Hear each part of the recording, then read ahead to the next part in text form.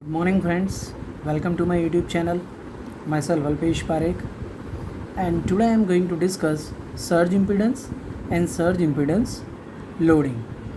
These are the very important terms as far as the power system is concerned. So surge impedance loading is a very useful parameter for studying the power system.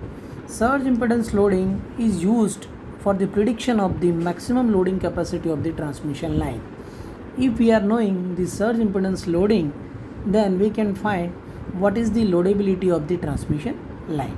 But however, before understanding surge impedance loading, we need to understand what is surge impedance. So let us start the topic. What is surge impedance? This is the equivalent pi section of a long transmission line. Now, based on the distance of the transmission line, it can be classified as a short, medium and long transmission line. Transmission line greater than 250 km is known as the long transmission line. Now you can see that capacitance and the inductance are the main parameter of the transmission line.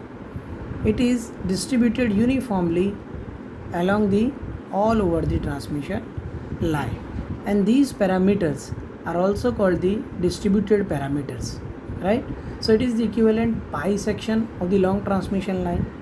Now what happened in the long transmission line greater than 250 km have distributed parameters like inductance and capacitance.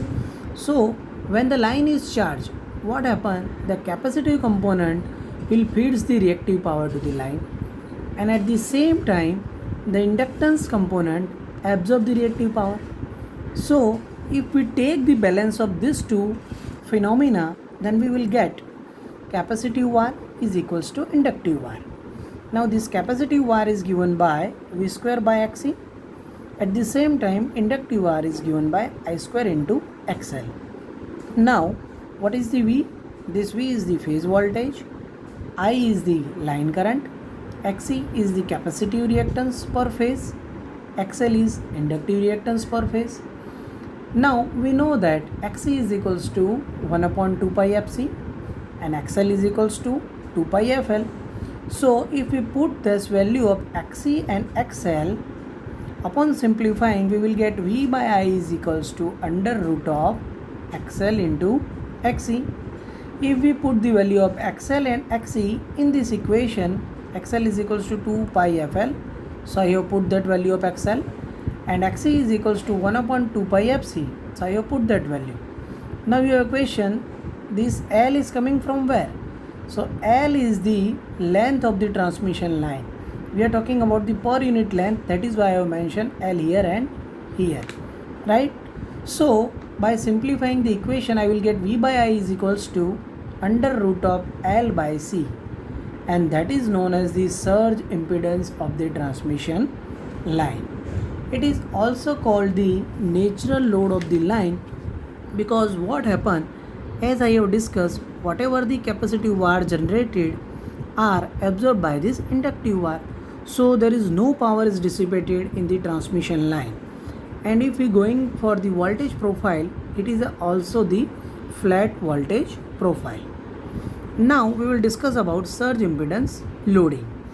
Surge impedance loading is defined as power delivered by the line to a purely resistive load equal in value to the surge impedance of that line. Hence we can write the equation surge impedance loading is equals to root 3 VR and then IR, but IR is equals to VR by root 3 ZS, and power factor cos phi is equals to 1. Why?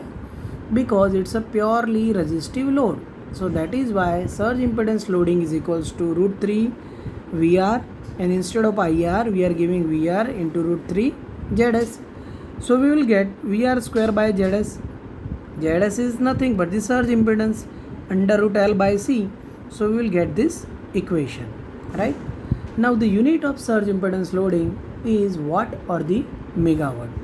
So we can say that when the line is terminated by the surge impedance, the receiving end voltage is equals to the sending end voltage, and this is the case in which we will get the flat voltage profile. Now I will show you the figure in which different voltage profile for the different loading can be seen. Let us see the figure.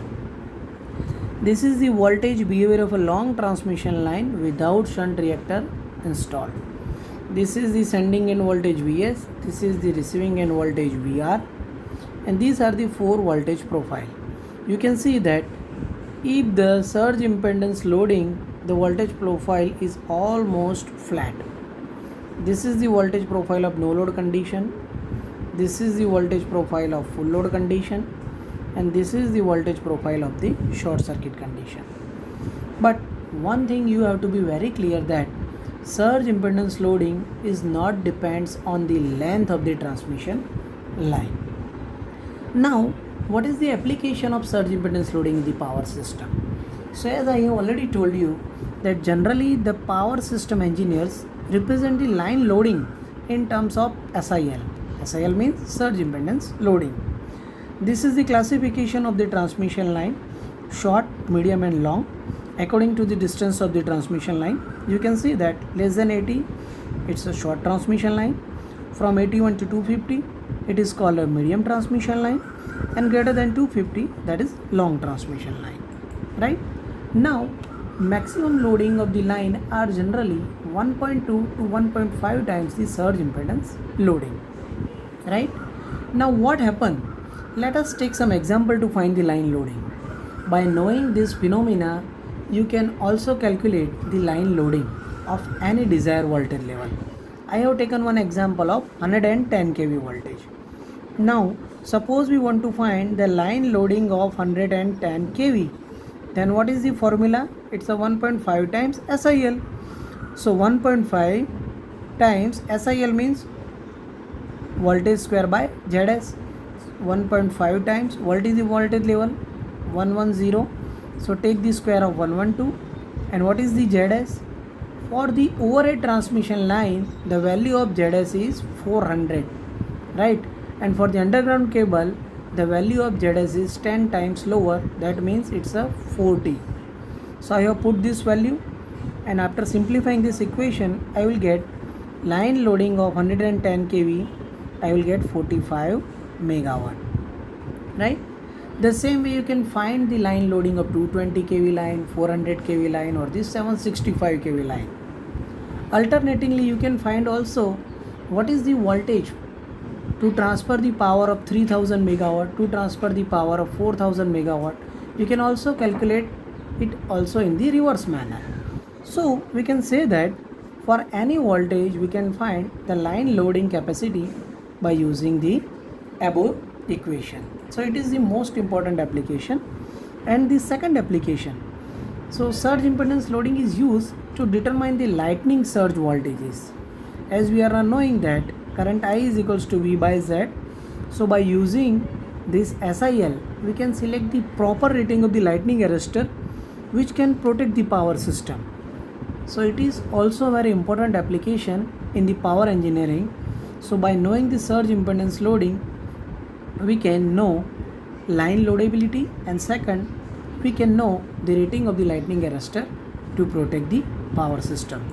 So friends, I hope you can easily understand what is surge impedance and surge impedance loading. Thanks for watching. Please subscribe to our channel. Keep watching, keep learning. See you in my next lecture.